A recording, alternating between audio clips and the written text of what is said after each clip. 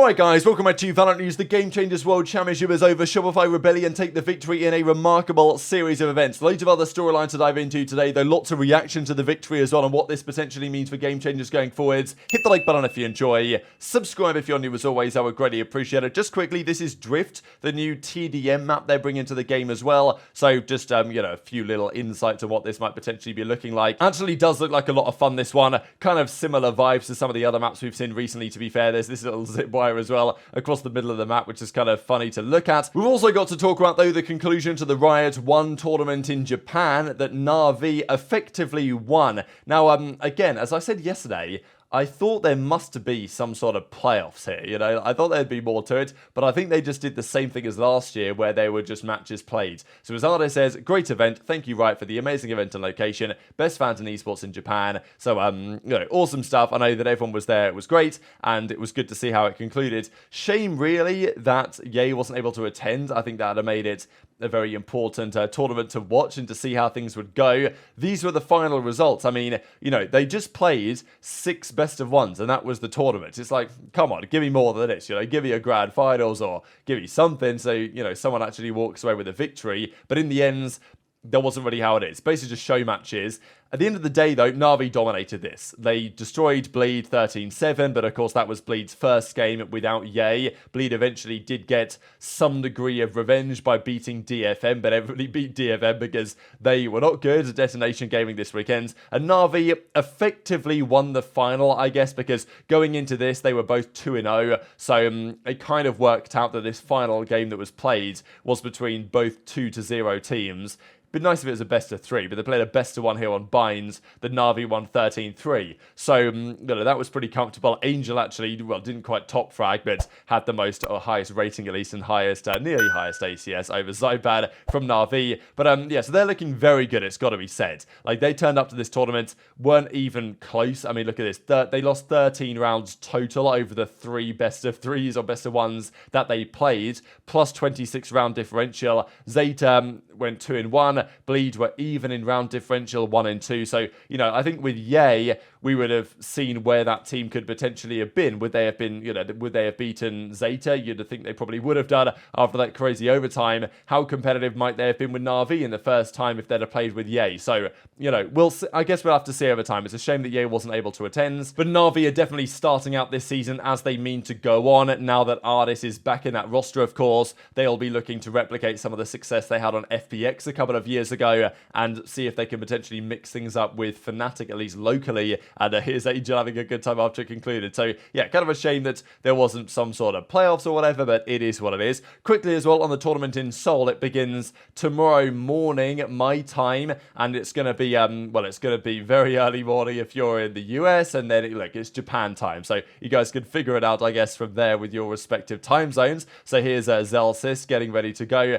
As I say, it begins in less than a day from now, and it is still a little bit unclear what Sentinels exactly are cooking because, the way they treat things out, you would think that both of these guys are in the starting team. They've got Gen.G, of course, he's definitely there, the IGL. You've got Pancardi, you've got Zelsis. So, they're taking pictures together, and, Zelsis is a bit more smiley here than Pancardi is, so I don't know if that says anything that you guys might want to speculate on. Now, the first game, if you guys are unfamiliar, is PRX. So, Sentinels versus PRX is quite a baptism of fire, I guess, for this new Sentinels team to go in there and see what happens on that one. It's going to be a big tournament. There's, of course, the group stages that someone's going to have to get out of. 2 teams out of the 8 will, 2 teams of each group of 4 will get through. So you then get to 4 teams remaining after that. And yeah, PRX are going to, see how they do against Sentinels. As Sensei, potentially best team in the world since EG don't exist. I guess that is viable and makes sense. But as Sentinels actually say in the replies here, like, we're cooking something alright. So this guy says, gonna get raped by PRX, so you're gonna cook something. And, well, let's see what they're cooking. I don't know if they're cooking up anti-strats or whether they're cooking up a surprise addition back to the starting roster. Just quickly, before we talk about the GC World Championship, I did want to mention that it was spotted that it looks like DRX are going to play this tournament with their kind of more traditional roster. So Zest has been here, spotted again, so it looks like they're going to go back to the team they usually run with, which is going to be highly competitive. Like, that group is pretty mega, it's got to be said. This is SEN PRX. It starts it's 9 AM GMT that it begins, so it's not far from beginning now. I mean, this is going to be a crazy matchup, to be honest. And they do have Pancada listed on the team because technically it hasn't been confirmed by Sentinels that Zeltis is in instead. But, you know, we have maybe thought otherwise over the last couple of weeks. This group is pretty mega, though, because DRX are going to play with what seems to be probably their full team with Zest in there and no Foxy9. So, you know, that's going to be a tough team to beat. And then you've got Sen, PRX, and DRX all in the same group. Only 2 can go through. Like, that group is tough. But let's go into the Game Changers World Championship because it obviously concluded yesterday. It was SR versus Team Liquid Brazil in the finals. Another Brazilian team in front of a home Brazilian crowd in the finals that eventually just falls short. Now, this was the big talking point, though, and I think that the tournament result would have been rather more comfortable had this not been the case. But as Riot say, the health and safety of players and staff at Game Changers are highest priority. After taking a self-requested test, a member of Shopify Rebellion produced a positive result for COVID-19. So we know that the policy is that if a player's positive, they feel well to compete, then they can play from an isolated room on a LAN network, and everyone else competes in the venue. So, you know, and this turned out to be Mel, right? Mel confirmed afterwards that devastated. I want nothing more than to play in front of that crowd alongside my team. Got a booster, been masked up most of the time. Everyone else on my team is okay.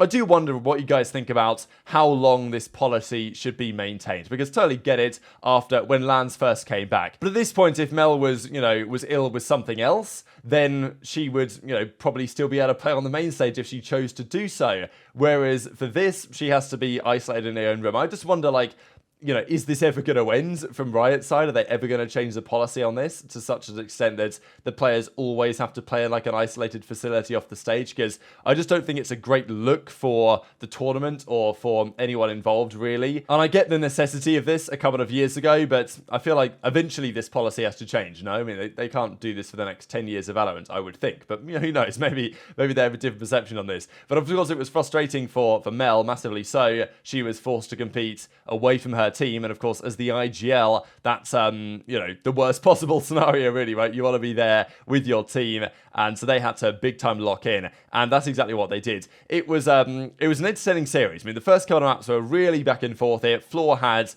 had a ridiculous series, MVP of the tournament, no doubt about it, and it went down to the wire. There was a close couple of maps initially, like overtimes, all the way to around 24. Then a couple of the maps were more convincing, and the final map was a pretty similar story as well. As you guys can see here, so SR banned Split, and then they banned Bind. So of course, coming from the winners bracket, they got to choose basically the entire map set. So, they could do that. They won their map pick, Haven, to close out the map, as we saw. Lotus then went Liquid's way 13-11. They then dominated the Breeze SR, lost the Sunset, and then it went down to the Ascent as the decider for the tournament, and that in the end went SR's way in we can see here 13-6, so it was relatively comfortable. I mean, they dominated the second side 7-0 and get over the line for the victory. So they came in as favourites. Mel played really well here as well, all things considered. I think she had a great performance. Commiserations, of course, to the girls on Team Liquid, because they fought really hard, but in the end, I think SR were inevitably going to win this tournament. They were looking way too good.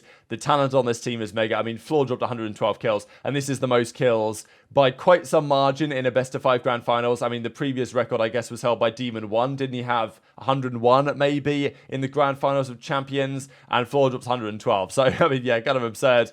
I think map 1, Floor had 35 kills on map 1. What do you even say at this point? So great to see the emotion here. The real frustrating part was that Mel couldn't be here to celebrate with the team, right? She was behind the stage, celebrating on her own and, crying her eyes out, I imagine, as we'll see in a second. So really, sad and also really happy for it at the same time. She even did a tweet after she won saying that she was basically devastated that she wasn't going to be able to celebrate this on stage. But, it's unfortunate. It is what it is. But awesome stuff. Look at this grand finals. 280,000 views across all platforms yesterday. So great to see GC getting the support for what is a very entertaining scene. Mel, of course, eventually, gave an interview with everyone. And, it was a nice moment. It was kind of a sad moment as well, of course, that she wasn't able to celebrate with the team. But she did eventually get her hands on the trophy. So, congratulations to all the SR girls. And lots of reaction, of course, to this as well from many of the players. As Boaster says, I remember how much it meant to you losing last year. You came back stronger after, all the adversity. And obviously, Com as well. They won the World Championship as evil geniuses that now no longer really exist. We'll see what happens over the coming weeks, I guess, with that one. And also, a North American team wins Game Changers as well. So congrats to SR. are. We also then got this from Tarek, to which I'm pretty sure Mel responded as well, as you can see here. So as Tarek says, had a bunch of fun covering game changers these last few days. Great to see the level of play. Well played to everyone competing. Massive congrats to Shopify. Should we have them come out for the Ludwig x Tarek and see them versus franchise teams? This would be really interesting to see. Like we've seen before, like when they were version 1 playing in the Challengers qualifiers, they'd make it somewhere, but we're never really that competitive. But I think over time, things, and the team now looks very good. You never really know how they'll match up against tier 2, tier 1 teams, but I think this is really cool to see, and hopefully this happens, right? And we'll get to see some representation here to see how, the Game Changers World Champions will fare against tier 2, tier 1 franchise level teams. Okay, I'm not exactly necessarily expecting fireworks, but still, this is going to be cool to see. So shout out everyone involved in making this happen. And just to mention before we close out here with, this is looking a little bit similar, as we've seen before, to what has happened with Fnatic. Now, I'm sure Mel, who's kind of like the boaster, I guess, of the team, actually played really well this tournament. But the fact that there's, 5 SR players in the top, what is this, top 9 is kind of something, and 4 in the top 5 as well. Only Alexi from SMG and managed to kind of break the curse here, I guess, of the top 4. But yeah, very impressive stuff. Really intrigued to your thoughts in the comment section below. Hit the like button if you enjoyed. Subscribe if you're new. Take care, and I'll see you next time.